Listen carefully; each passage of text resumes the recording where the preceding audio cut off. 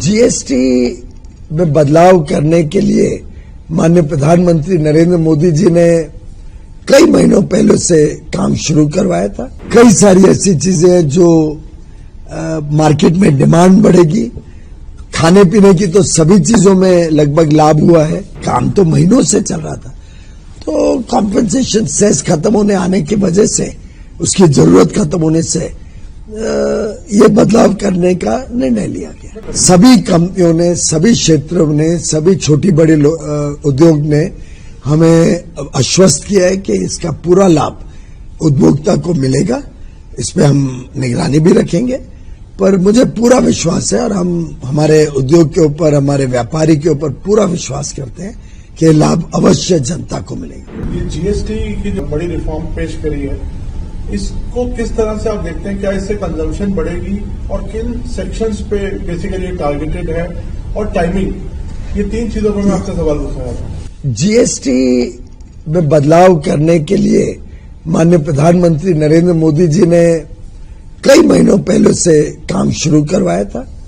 उनका संवेदनशील जो सोच है, उसके तहत वो चाहते थे कि उपभोक्ताओं के ऊपर इसका जो खर्च होता है वो कम हो, लोगों को सामान सस्ता मिले, रोजमर्रा की चीजें जो महिलाओं को, युवा युवतियों को, मध्यम वर्ग को,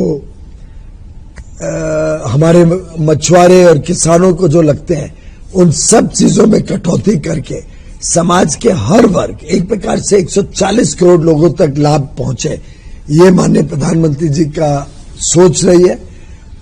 कई सारी ऐसी चीजें हैं जो मार्केट में डिमांड बढ़ेगी।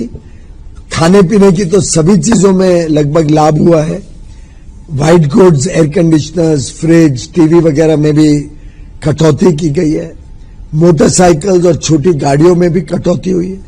फर्नीचर हो, कपड़े हो, जूते हो, आप बाल का तेल हो, डाई हो, ब्यूटी सैलून में लगने वाले कॉस्मेटिक्स हो, घड़ियां हो, एक प्रकार से आप अपने ऊपर देखें या सुबह से रात तक रोजमर्रा की सब चीजों में कुछ ना कुछ लाभ देने का प्रयत्न माननीय प्रधानमंत्री जी ने किया है।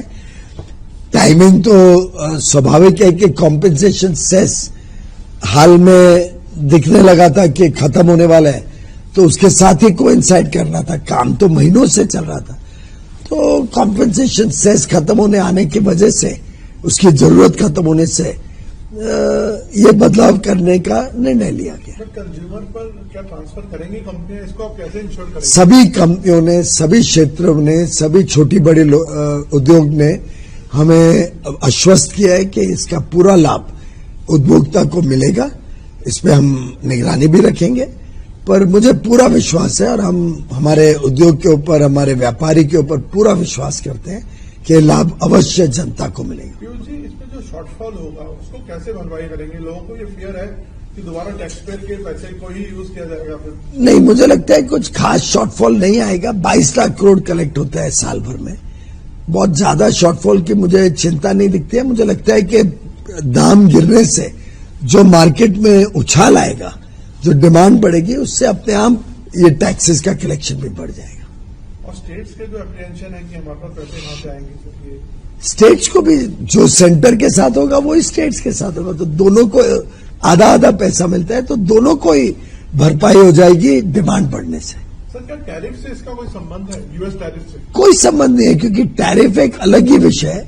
हाँ, इतना ही है कि फायदा जरूर होगा। हमारे जो निर्यातक हैं उनको अब भारत में भी बड़ा डिमांड दिख रही है, तो कई चीजें ऐसी हैं जो भारत के डिमांड बढ़ने से उस पर टैरिफ का इम्पैक्ट कम हो जाएगा। तो टैरिफ की अभी क्या स्टेटस है? समय पे पता चलेगा, तो नेगोशिएशंस के बाद क्या होता है क्या नहीं होता है, तो आपको बताएंगे जब नेगोशिएशंस पूरे हो जाएंगे।